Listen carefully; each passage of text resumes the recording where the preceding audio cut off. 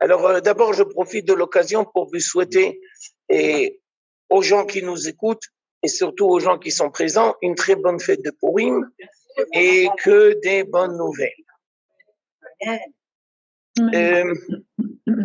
La question que nous avons posée est celle-ci. Puisque nous savons que les noms dans le judaïsme sont très importants, les noms des individus, les noms des fêtes, alors on se doit de se poser comme question pourquoi la fête s'appelle Purim. Et dans cette question-là, en fin de compte, il y a deux questions sous-entendues. Non, peut-être même trois questions sous-entendues. Première question, apparemment dans l'histoire de la Megillah, le tirage au sort, c'est un petit détail. Le plus important, c'est qu'il y avait un décret d'extermination et que grâce au courage et de Esther et de Mordechai, on a pu s'en sortir. Le fait que Aman a tiré au sort, apparemment, ça semble un tout petit détail. Donc ça, ce serait la première question. La deuxième question, pourquoi on a besoin de dire Purim au pluriel? Et la troisième question, qui est peut-être la plus importante, qui a donné le nom de la fête? C'est Esther et Mordechai. Quand ils ont décidé que cet événement se devait d'être rédigé dans les textes de la Bible, ils ont décidé d'appeler ce jour-là Purim. Et Purim, ça, on devrait traduire par l'essor. Alors apparemment, on ne comprend pas pourquoi dans tout ce qui s'est passé dans l'histoire de la Megillah, je vous rappelle que l'histoire de la Megillah, c'est 10 ans. Alors, ça semble un tout petit détail insignifiant.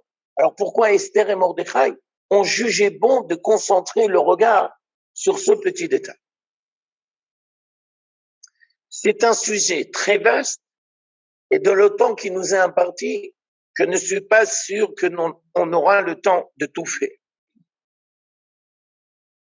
Alors on commence. On va commencer par une question qui est propre à cette année, mais en fin de compte, c'est une question avec énormément de principes. Si on est dans une année où il y a 2 mois de Hadar, par exemple comme cette année, Hadar Aleph et Hadar Bet, alors quand est-ce qu'on va faire la fête de Purim? Est-ce qu'on va le faire dans le premier Hadar ou on va le faire dans le deuxième Hadar? Les Chachamim ont dit, on le fera dans le deuxième. Et la raison qui est invoquée, c'est parce qu'on se doit d'agencer la fête de Pessah et la fête de Purim. Et il faudra qu'il y ait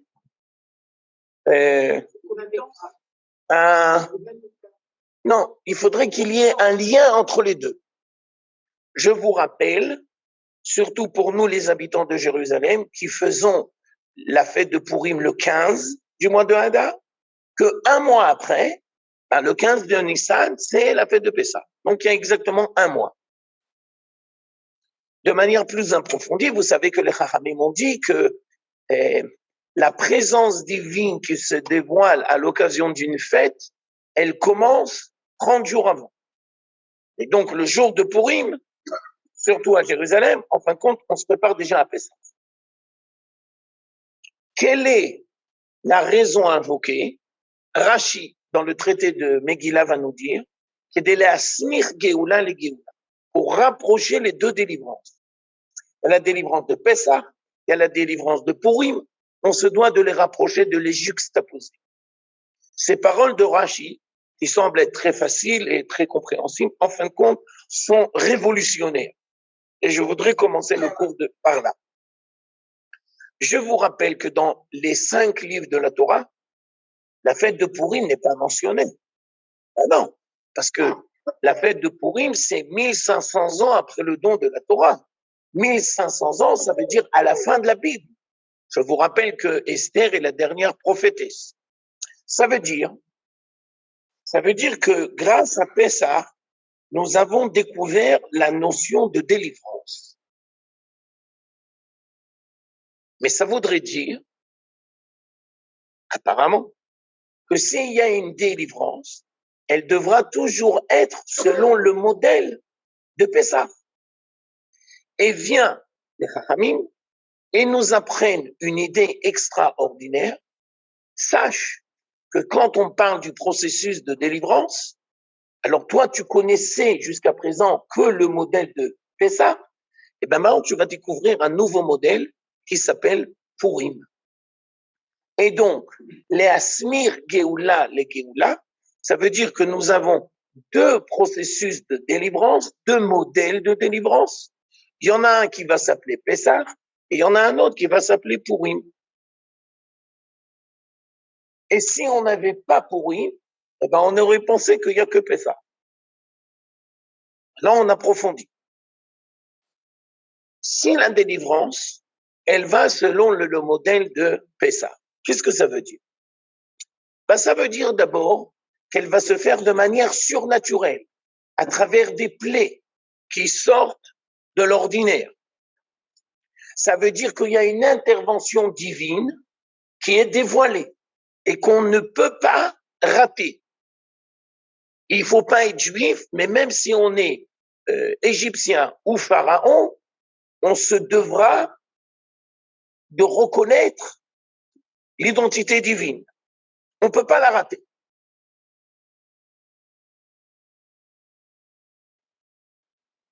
Purim,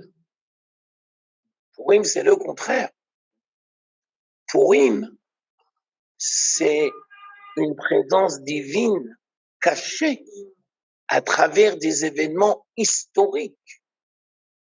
Je vous rappelle que le nom de Dieu n'est jamais mentionné de manière explicite dans le texte de la Megillah.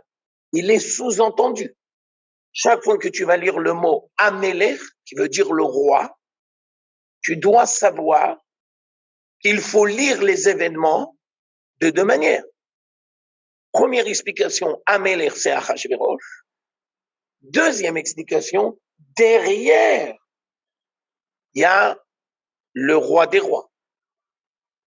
En passant, pourquoi on se déguise à Purim? C'est pour cette raison, parce que Dieu se déguise dans la Megillah. Et donc, comprendre que la fête de Purim, c'est un processus de délivrance, ça voudrait dire que des fois la délivrance peut venir de manière cachée, à travers des événements historiques, où la présence de Dieu n'est pas forcément claire. Alors, je vous donne une illustration, au cas où vous n'aurez pas compris. Rav Tobiano, la guerre entre la Russie et l'Ukraine, c'est en rapport avec la délivrance d'Israël? Mais bien sûr. Je vous ramène un enseignement. Im ra'ita umot shemidgarot zu bezu, ça fait les régler Mashiach. Si tu vois des nations qui sont en querelle l'une par rapport à l'autre, sache que c'est un processus messianique et tu te dois d'attendre les pas du Mashiach. Mais je tiens à vous expliquer deux dimensions. Première dimension, les nations qui se font la querelle, ils ne le font pas à cause du peuple d'Israël. Mais non, dans un premier temps, on ne voit pas, on ne comprend pas le rapport. Ensuite, je tiens à vous dire que si ils se querellent, c'est une décision humaine. C'est une histoire apparemment qui n'a pas de rapport avec l'histoire d'Israël. Les Chachamim sont là pour nous dire il y a toujours une face dévoilée des événements, mais il y a aussi toujours une face cachée des événements. Et si tu crois que la présence divine est toujours dévoilée, style Pessah, ça veut dire que tu n'as pas étudié correctement la Megillah. Je m'excuse, avec un peu de brutalité. Si les Juifs avaient pris le temps d'étudier la Megillah correctement. En 1917, quand il y a eu l'ordre Balfour, est-ce qu'ils auraient dû comprendre la dimension divine et pas simplement historique de l'événement? Ah ben ouais, normalement, s'ils avaient pris le temps d'étudier correctement. Alors on va dire en 1917, ils n'ont pas compris. Et en 1947, quand il y a eu le vote à l'ONU et que les Goïms ont décidé d'un commun accord de reconnaître et de légitimiser la création de l'État d'Israël. Est-ce que les Juifs auraient dû venir? Est-ce que les Juifs auraient dû comprendre? Est-ce que les Juifs auraient dû lire les événements selon une image divine? Ben, normalement, oui. Mais malheureusement, comme les Juifs ne prennent pas suffisamment le temps d'étudier leur histoire correctement, et ils ne prennent pas le temps d'étudier Megillat Esther, alors ils ont raté la dimension divine de l'événement. Ils ont vu dans la déclaration Balfour uniquement une déclaration d'ordre historique et d'ordre politique. Et en 1947, la même chose. Ça veut dire qu'ils n'ont pas lu la Megillat Esther correctement. Et je continue. Si la Megillah est rentrée, a été canonisée dans la Bible, ça veut dire quoi? Ça veut dire que les Megillat Esther n'est pas là pour nous apprendre l'histoire de Megillat Esther. Elle est là pour nous apprendre un principe. Et ce principe peut se recommencer dans l'histoire d'Israël. Et aujourd'hui, dans le processus de délivrance que nous vivons, eh ben, nous voyons que le principe se recommence. Pour les gens qui n'avaient pas encore compris, 1917, 1947, 1948, qui a participé à la création de l'État d'Israël? Eh ben, ça dépend à qui tu vas poser la question. Si tu vas aller voir les laïcs, style Palmar, Haganah, les mecs de gauche, et ils vont te dire c'est nous, c'est nous, c'est nous. Et tu vas leur dire et le bon Dieu? Ben, ils vont te dire le bon Dieu, on s'en fout, on lui a pas demandé son avis. Tu vas voir d'autres gens. Ils vont te dire, ah, moi, je sais pas qui a créé l'État d'Israël. Mais c'est pas Dieu. C'est le Satan.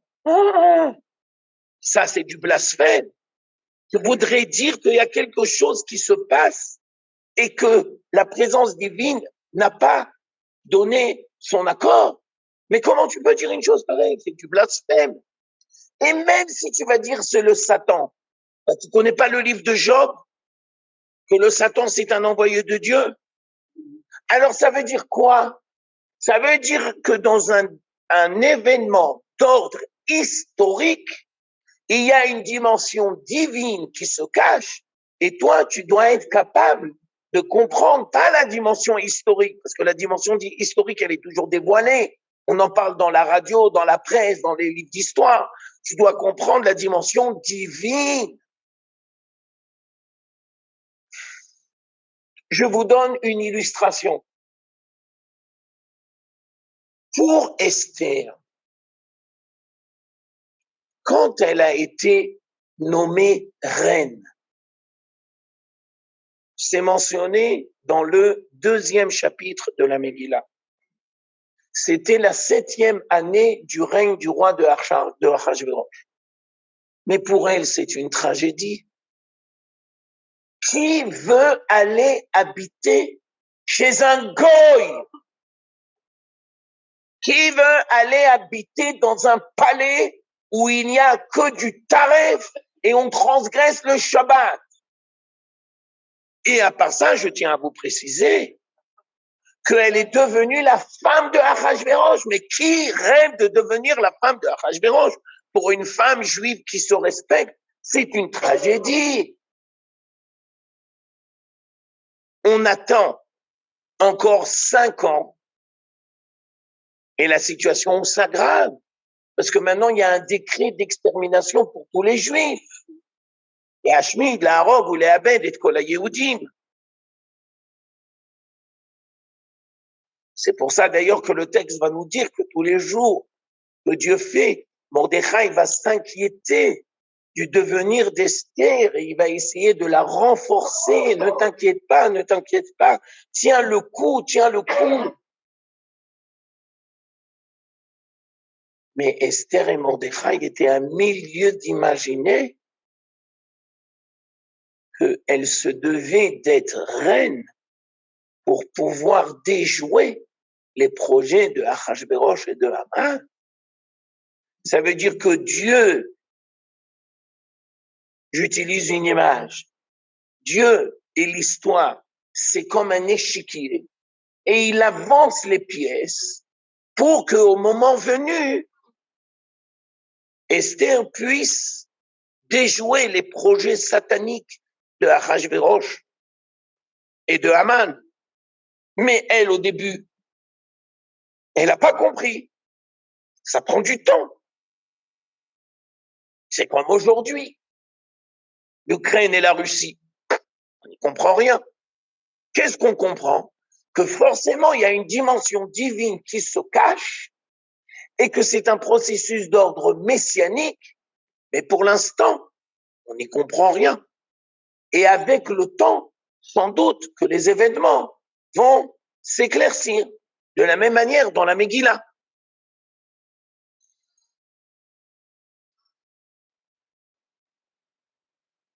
Alors vous allez me dire, mais quel rapport avec le titre du cours? Maintenant, je vous explique. Il y a 3 manières de vivre la vie, l'histoire humaine. Il y en a 2 qui ne sont pas des manières juives, mais qui sont malheureusement très répandues dans le monde entier et même chez les juifs. Et il y a une 3e manière qui est une manière juive, mais qui n'est pas tellement répandue. Alors on commence. Première manière de lire l'histoire. L'histoire, c'est une aventure humaine. Et qui fait l'histoire? Ce sont les êtres humains. Et dans l'histoire, on est au hasard de décisions humaines. Et quand les humains prennent des décisions, ils peuvent pas toujours savoir comment ça va se dérouler. J'en sais rien. Je pose la question au niveau théorique. Est-ce que M. Poutine savait, quand il a pris la décision, que 2 semaines après, il en serait là? Ben, dans mon fort intérieur, j'ai envie de me dire, je suis pas sûr. Peut-être que oui, peut-être que non. Mais quand on fait la guerre, on sait très bien comment on la commence et on sait jamais comment on la finit. Donc, il y a toujours une partie d'inconnu. Donc, première manière de lire l'histoire, l'histoire avec un grand H, l'histoire du monde entier, et l'histoire plus particulièrement du peuple d'Israël, c'est de se dire, c'est le fruit du hasard. J'illustre ça dans la Megillah. Le roi Achashverosh était complètement ouf, il était complètement fou, il était saoul. Alors bon, par hasard, il a une idée folle, elle aurait pu ne pas venir. Amenez-moi Vashti nue. Et il se trouve que Vashti, elle a refusé. Elle aurait pu dire oui, mais bon, c'est comme ça que c'est sorti. Et donc, elle a refusé. Donc, elle s'est fait liquider. Elle s'est fait liquider, ben, il fallait chercher une autre. Et bon, ben, on s'est tombé sur Esther, c'était pas obligé. Ça aurait pu tomber aussi sur une autre. Ça veut dire que toute la Megillah, on peut la lire comme le fruit du hasard. Alors là, je dois vous apprendre quelque chose de très important. Vous devez comprendre que quand on parle de la notion Amalek, on parlera toujours de 2 dimensions. On parlera du peuple Amalek, en hébreu Amalekim, mais on va appeler le principe Amalekiyut, le principe d'Amalek. Il faut faire la guerre avec Amalek, Mais il faut faire aussi la guerre avec le principe qui s'appelle Amalekiyut. Je vais plus loin dans mon analyse. On ne pourra jamais gagner le peuple d'Amalek si, dans son fort extérieur, dans son fort intérieur, on n'a pas exterminé la pensée d'Amalek. Amalekiyut. Ça veut dire quoi la pensée d'Amalek? Alors je vous explique. Je vous explique de manière facile et après je vous explique de manière difficile. Les Chachamim m'ont dit, Amalek, c'est la même valeur numérique que le mot Safek, doute. Ça veut dire quoi douter? Ça veut dire douter de la présence divine. Ça veut dire voir dans des événements que la dimension humaine. Ne pas voir la dimension divine des événements, c'est tomber sous l'emprise de Amalek. Pas uniquement Amalek, le peuple, mais Amalek, la force spirituelle.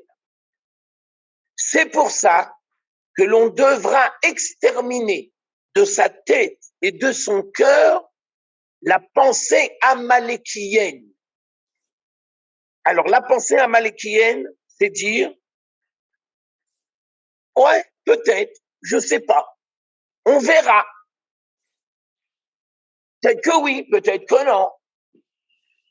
Il y a un Dieu, je sais pas, peut-être que oui, peut-être que non. C'est lui qui dirige l'histoire. Peut-être que oui, peut-être que non.